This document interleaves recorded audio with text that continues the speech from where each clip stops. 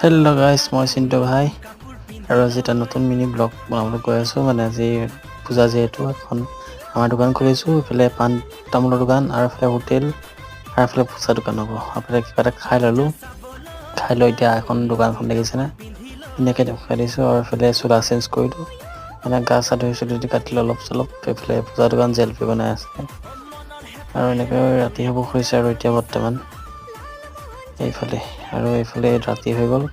এখন প্লেন উৰা আছে, মানে সৰু সৰু প্লেন, আৰু এনেকৈ বৰষুণ দি দিলে বৰ্তমান। বৰষুণৰ বতৰটো বহুত বেয়া, বজাৰ বেয়া। এইফালে বোলো অলপ টাউনৰ ফালে ফুৰি আহোঁগৈ বুলি ভাবিলোঁ। টাউনলৈ আহি আছোঁ বৰ্তমান, এইটো দেখিছেনে গৈছোঁ টাউনত অলপ পূজা চালোঁ আৰু মানে ৰাতি 12টা বজাত আহিছিলোঁ আৰু এনেকৈ ঘৰলৈ আহি ভাত চাত খাই ধুনীয়াকৈ আৰামছে শুই গ'লোঁ। বাই বাই, নতুন তাৰপিছত সকলোকে লগ পাম, বাই বাই।